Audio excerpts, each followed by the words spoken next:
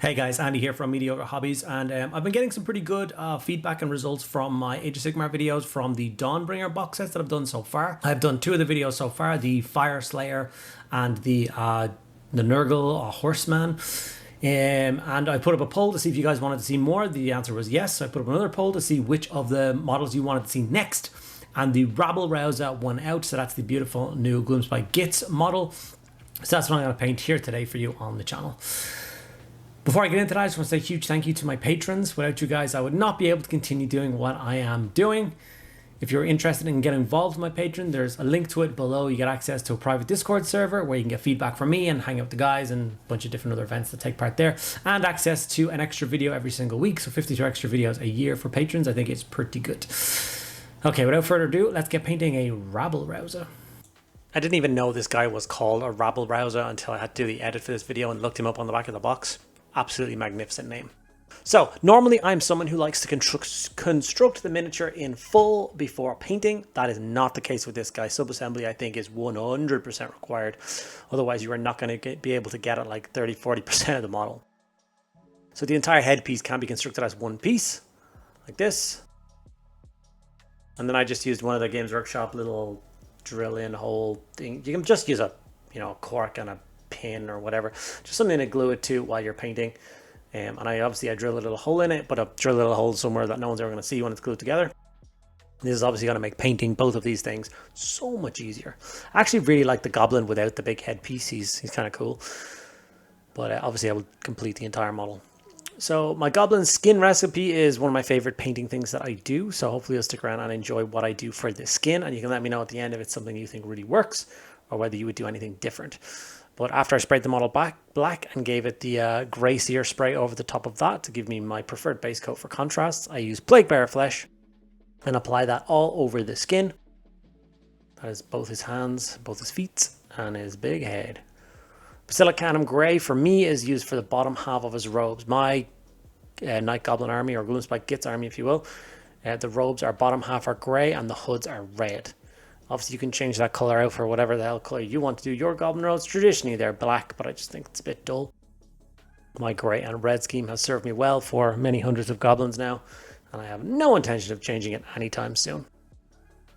Speaking of red, from here we are going to move over to Flesh Tears Red and apply that all over the hooded area of this miniature. Exactly one of those pieces where if I had have glued that headpiece on, I have absolutely no idea how I would have gotten in at all of this. In fact, painting the face in total would have been an absolute disaster if I had done it. So I think it's a really beautiful design of miniature. I mean, if you think about this, it comes in the new that new campaign box set, and you get the Gobblepalooza in there as well, which is basically 5 beautiful character miniatures, and then this guy, so 6 beautiful character miniatures, and then a bunch of squigs. It's an awesome box set, especially for painters. Gorgrunter fur was then used for all of the straps. He's got like a little bit of rope holding his robes together, and then obviously the handles of his weapons. There's a little bit of a pouch on his back, and a few other bits and pieces, some straps around his wrists. I decided to do them in a nice vibrant brown color, which is what I'm using here, Gorgrunter fur. Things that I am not going to show you guys how to paint on the video are the base. Everybody bases their miniatures differently. The mushrooms, as everyone paints their own mushrooms, their own color. I'll give you a brief thing as how I base coat them. But I've decided on this miniature to do pink mushrooms, and you can do whatever color mushrooms you want. It changes with every model that you want. And the little flying squigs that go off his back as well, because once again, the majority of people paint squigs in a red scheme. I do mine in an orange scheme. If that's something you want to see in a future video, I'm sure I could do one of the other miniatures in the box set, my Boingrot Bounder or a Squig Hopper, or even just the basic squig, and show you how my orange scheme works. But that would be a whole different video. For me, I'm just going to show you guys how to paint the Goblin in this one.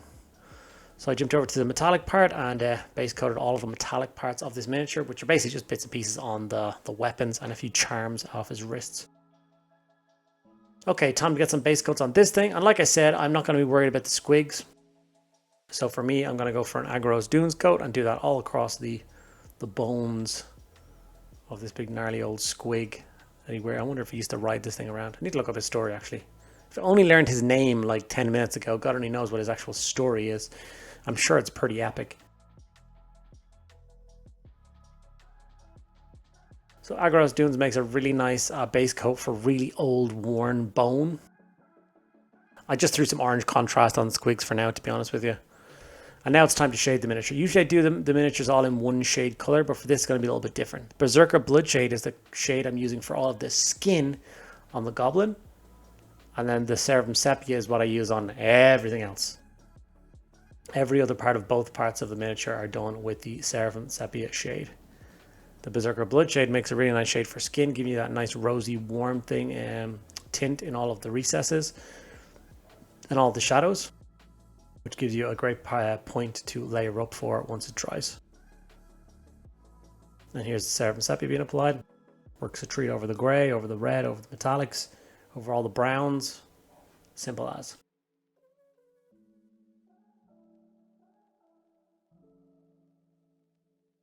This is giving me the bug to want to paint more goblins. Don't know why I like painting goblins so much. They're so much fun. Okay, once all of those base coats and shades are dry, it's time to move on and start layering up. So I'm going to start with the skin, because it's my favorite thing to paint on a goblin is the skin. And show you my 4 stages of skin, or 3 stages. I'm going to jump up to Straken Green now. And as you see, I've got a fine pointed brush and I'm working around doing some kind of heavy highlights. Not too heavy. Just all of the raised areas. Like the goblin's face is such a beautiful thing to paint because it's so well defined. You know, he's got his big nose, his big pointy ears, really heavy brows, pointy chin, cheeks. So getting the highlights in the right place is actually a really easy thing to do. If you ever want a feel-good painting project, paint yourself up a goblin, because it's really hard to make a mess of it, and the results are usually pretty epic. Okay, so after the first coat is done on all the skin, we're going to now punch it up a little bit, go for a lighter highlight. So we're going to jump up to Ogryn Camo and do a lighter highlight, almost like a feathering technique. And once again, all of the raised areas of the skin and flesh of this model. Just across his flared nostril, and then it jumps up and goes down the tip of the nose, but leaving the bit in the middle nice and dark. I'm literally holding my breath, watching myself painting this thing like I did when I was painting this thing.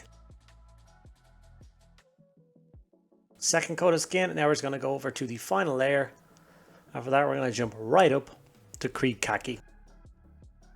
And that's going to add that really nice bit of contrast to the model, really punchy. And as you can see, I'm being super light and just catching all the tips, sharp edges of it, the very finest points. Sorry, I've decided to focus on my hand here instead of the actual miniature. Do apologize for that. Hopefully he'll change his mind and you will actually get to see what I'm doing.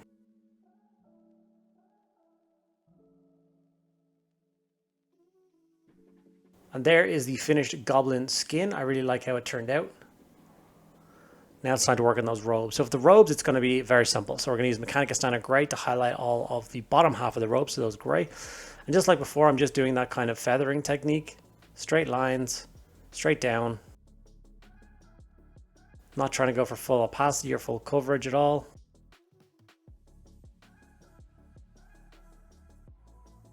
These guys are like scavenged equipment, and like they don't exactly have the best manufacturing facilities, so that more ragtag look you can get with the cloth, the better. We're going to go for 2 tone of red on the top. So we're going to start with Khorne Red. Quick highlight on all those parts. Once again, all the nice folds of fabric. You just want to catch all those higher points. Take your time with this. You've obviously completed the skin at this stage, so you don't want to go back and hit that with the red. That's going to take a lot of work to fix. And then we're going to jump right up to Mephiston Red for the second highlight, which is basically in the same place as the last highlight, just a little bit less, a little bit further down. So the Khorne Red should definitely be showing through. This guy's already starting to pop. Like I said, I'm really enjoying how he's looking at this stage. And the idea of like covering up all that detail with the big squig skull is kind of annoying me. But I know he's quite plain without it. He would almost just look like a normal goblin sergeant of a squad as opposed to a character. And it's that skull that's going to make it really stand out in the battlefield. Mournfang Brown was then brought in to highlight all of those wooden parts. Basically just the handles of both his weapons. and then a little bit on the strap running around his waist and around his wrists.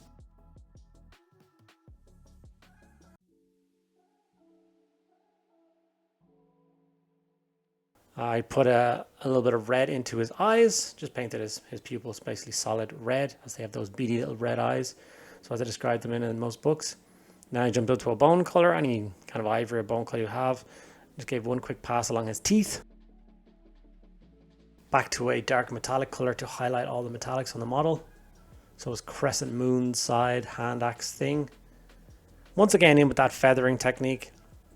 As you can see, the brush is not changing direction. I turn the model around the brush. Now it's time to do a little bit of work on this skull. So I start with a Morghast Bone. And I'm going to go into kind of like almost like a sharp highlight straight away. I want to leave a lot of that Aggaros Dunes behind, because I want it to look like that old tarnished bone. So as you can see, this usually there would be kind of like a layer stage between what I'm doing now and before in terms of the amount of coverage I'm doing with this paint. But I'm just following all of the sharp lines. A little bit thickly, but definitely not as thickly as like a layer would be.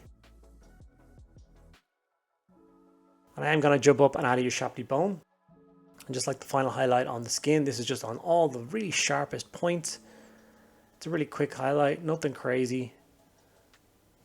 Just where the light's going to stick to this model, the kind of brightest. Make it stand out. And with that, that's it. We've got both the two pieces of the miniatures fully painted up. Obviously the squigs, I just did a bit of dry brushing and painted up the teeth. Stuck the two halves of the miniature together, and we have one finished Goblin character ready to be added to my shelf of Gloomspite Gitz. We only have one of the miniatures left from this series, so if you're looking to see that one painted up as well, please let me know in the comments below. I've done 3 of the 4 now. If you want to see the 4th one, please let me know. If you want to see more Age of Sigmar, make sure you do show support for the video. Give it a like, share it around. Make sure you do drop a comment. That will help it be seen by more and more people, and then I will make more and more videos. Gloomspite Gitz are by far one of my most favorite armies for Age of Sigmar. It is the favorite army that I have painted so far. I have thousands of points of them fully painted up, so I'm super pleased whenever I get the opportunity to paint up another miniature and add it to that collection, which I did here today with the Rabble-Rowsa. Loved how it turned out. Hope you guys enjoyed it too. If you did, make sure you give the video a like, drop me a comment below, ask me any questions. You're just saved for the algorithm just to help the video get out to more people.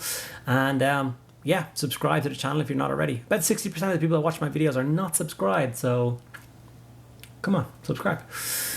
I'll see you guys in the next video.